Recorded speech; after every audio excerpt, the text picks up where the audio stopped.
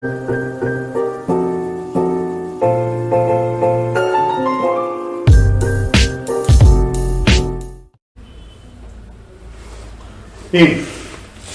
iniciamos esta sesión. Muchas gracias al doctor Hugo Miguel Muñoz Peralta por aceptar la invitación de Vargas y Chávez.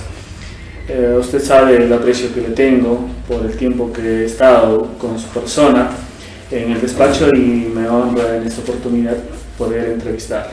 Bien, como ya lo indicaron en la presentación, vamos a hablar de un tema que le apasiona a usted y que ha sido parte de su tesis para obtener el grado de abogado y también parte de su tesis de maestría. Entonces, bajo ese concepto, le doy el uso de la palabra para que dé sus palabras de bienvenida.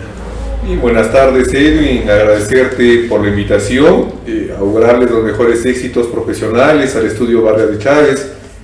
Tengo la plena convicción de que son excelentes profesionales y lo que requiere pues en un centenario práctico de cara pues a un bicentenario gente proba, no solamente académica sino también de manera ética. Auguro pues los mejores éxitos.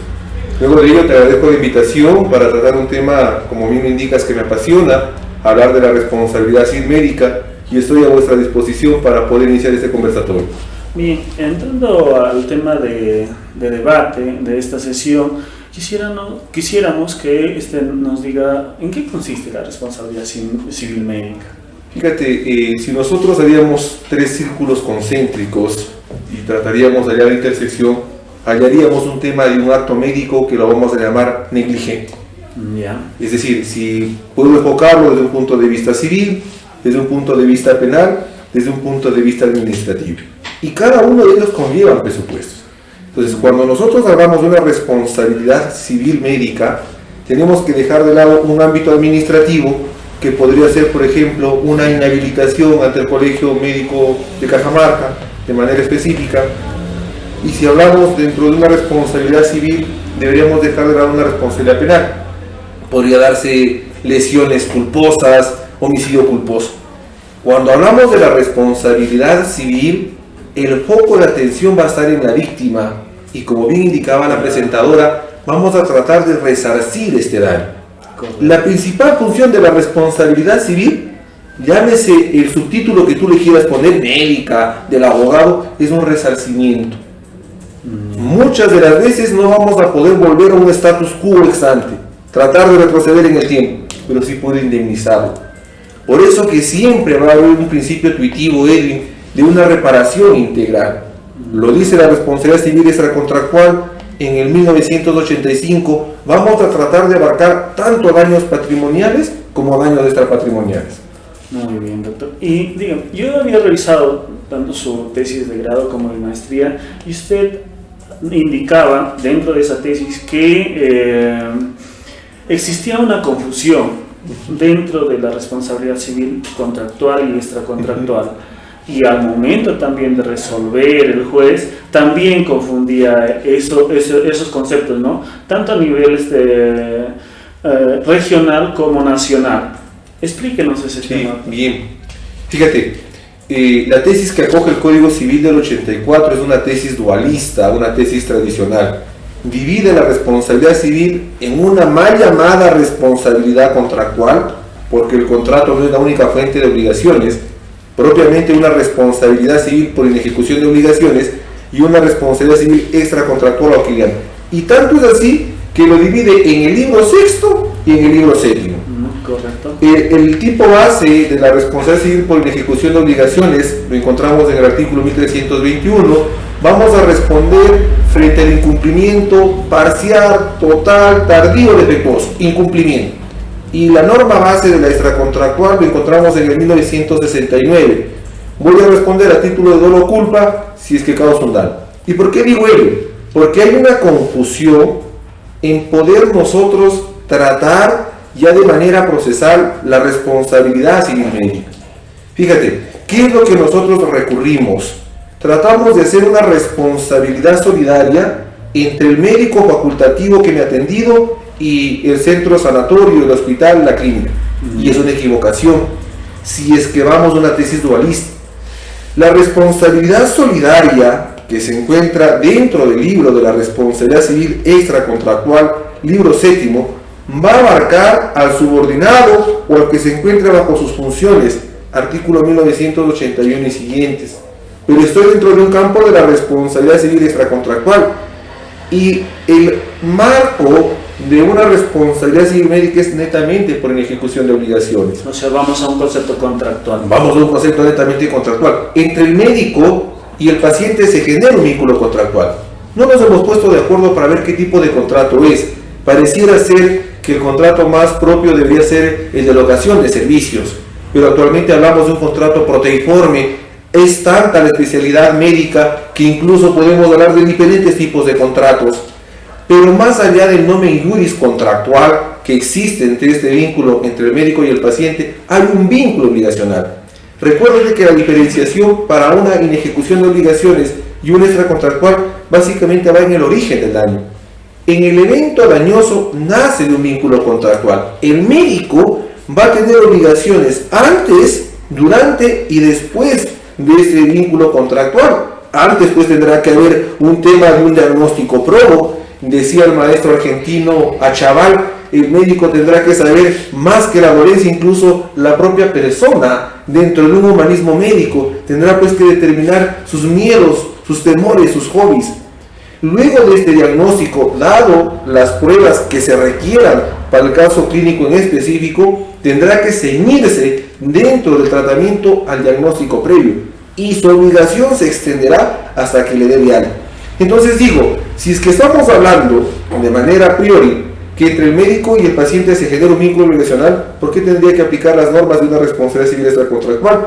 La responsabilidad solidaria vicaria la encontramos dentro de las normas de una responsabilidad civil extracontractual, más no de una inejecución de obligaciones. Doctor, yo recuerdo mucho un caso en especial y que fue transmitido a nivel nacional también, de una niña en la que se olvidaron una gasa dentro de su estómago al momento de la intervención quirúrgica. ¿Nos podría comentar un poco sobre eso y cómo resolvió el Poder Judicial?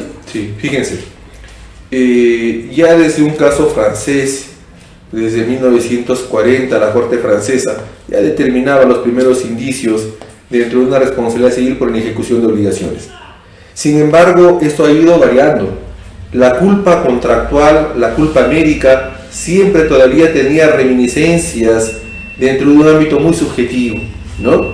Y eso ha ido modificándose. ¿Por qué? Porque si nosotros vamos viendo jurisprudencia, y fíjate, permíteme abrir un paréntesis, muchos de los avances de la responsabilidad civil en general lo debemos también a la responsabilidad civil médica a nivel del ámbito de jurisprudencial.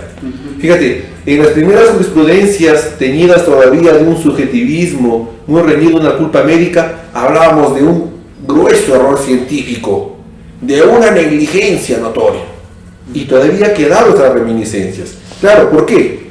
Porque dentro de un contrato médico no podemos olvidar que también hay ciertas circunstancias que podríamos clasificarlos dentro de un alia. Es decir, vuelvo a citar al maestro Achaval, argentino, médico. Yo no voy a un médico para que me cure. Y él decía, ¿no? El que cura será en todo caso el curandero. Es como que nosotros, frente a unas obligaciones, tenemos que diferenciar las obligaciones de medios y de resultado. Correcto. Que también ha sido cuestionada esa clasificación odiernamente. Pareciera que todas las obligaciones al final siguen siendo de resultado. Pero no quiero entrar a ese tema. Fíjate, entonces, dentro de esa clasificación, que nos ha servido mucho, mis obligaciones de medios es colocar mi expertise, mi diligencia, mi ciencia para procurar llegar a un resultado. Mientras que en unas obligaciones de resultado o de opus, me permitiría, pues, en ciertas circunstancias, como un cirujano estético, llegar a un resultado predeterminado. Y a la pregunta que usted me realiza respecto al caso en concreto, se trataba, pues, de una negligencia notoria al tratar de haber olvidado un cuerpo extraño, y era una negligencia que era inclusive doble. Fíjate, se determinó que inclusive la gasa que se había utilizado no era una gasa especializada. Las gasas especializadas tienen un filamento que al poder determinarse tú lo puedes ubicar, por ejemplo, a través de una radiografía. Acá no lo podían ubicar porque no había una gasa que tenía esas características. Y yo recuerdo que decían todavía en las evaluaciones que la menor estaba embarazada, ¿correcto? Pero ya superó los 9 meses y dijeron esto no es un embarazo. Sí, lo que pasa es que luego de ello la menor seguía presentando fiebres, esta gasa ya se había enquistado en ciertos órganos y por lo tanto podía evidenciarse un tumor y justamente también podían detectar ello, ¿no? Incluso que podría tratarse hasta de un embarazo. Pero fíjate, la menor permanece año y medio con este cuerpo extraño. Entonces, una de las dificultades que yo hallaba dentro de mis investigaciones de pregrado y de posgrado era lo siguiente. En una responsabilidad civil médica, mucho tiene que ver el ámbito de probatorio y es muy difícil. Fíjate, en el ámbito probatorio ya nos hablaban de una prueba diabólica, ¿no? ¿Y por qué digo ello? Porque para probar casos de mala praxis médica a una persona, de un paciente, cuando no es notorio, cuando no es evidente como la gasa, es muy difícil. Es muy difícil tratar de probar. Es más, fíjate, el juez nos ha dicho siempre que en los actos universitarios es perito de peritos, pero qué duda cabe que vamos a valernos de un peritaje médico en casos excepcionales.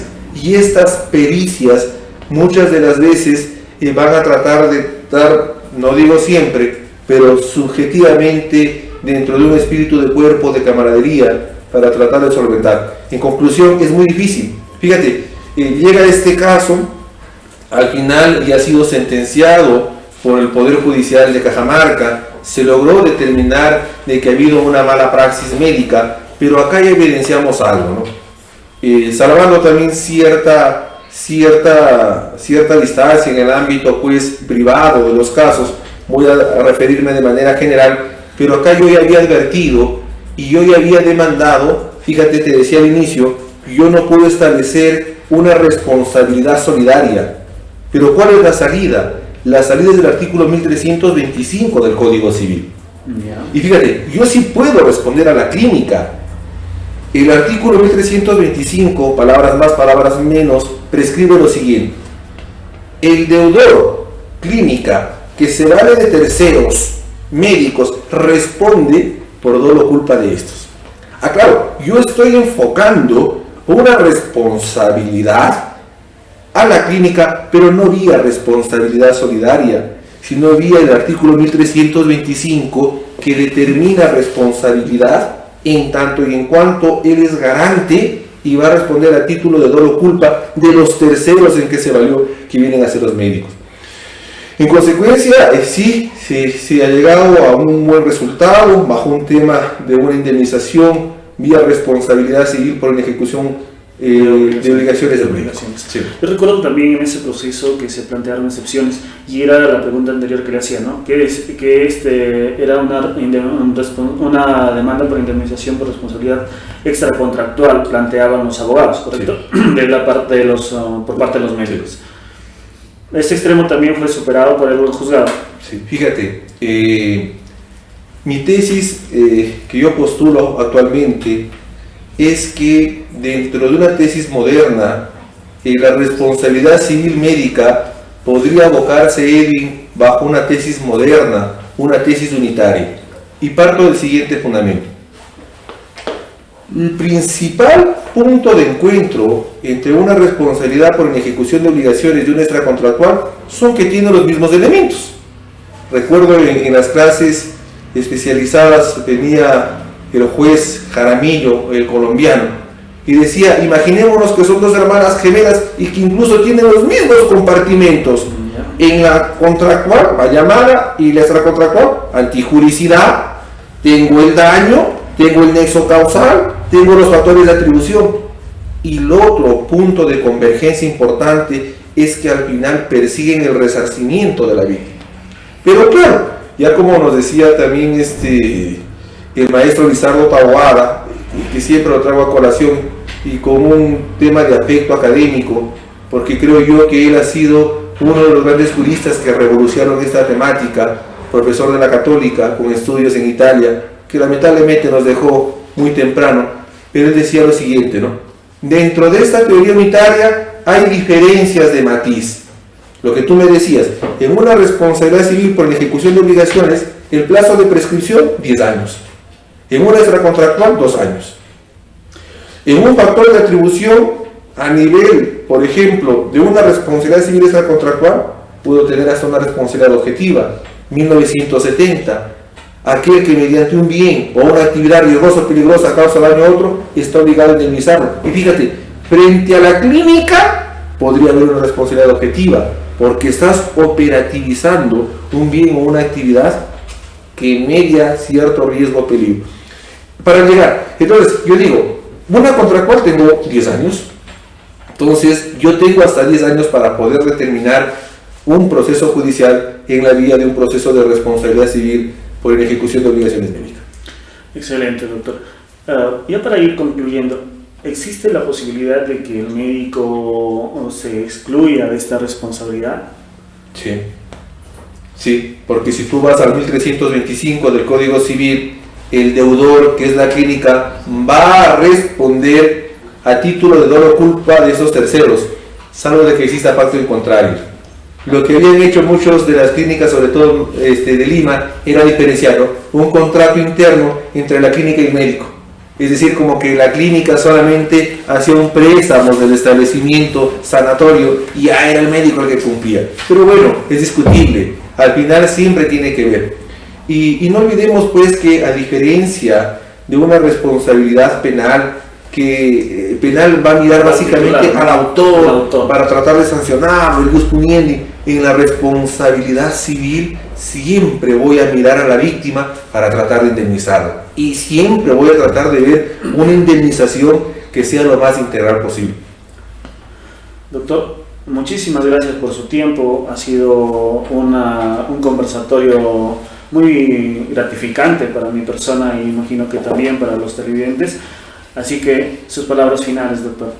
No, gracias, Edwin. Permíteme también agradecer a Javier por el espacio académico. Conversábamos de extramuros de manera más informal, que estos espacios se necesitan.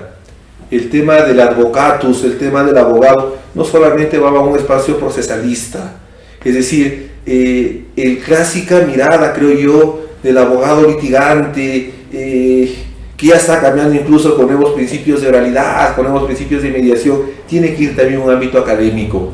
Necesitamos repensar el derecho bajo una mirada dialéctica se construye, se destruye en el día a día, y consecuentemente nada está dicho de lo que podamos ver, y las experiencias que podamos tener entre colegas, Edwin, Javier, en mi persona, me gustaría poder también pues tener la posibilidad de aportar, ¿no? Y que también podamos recibir, más que aportar, creo que es un conversatorio. Les felicito, hemos conversado también largo, Edwin, y hemos indicado de que muchas de las veces pues estas sesiones son muy ambiciosas, ¿no?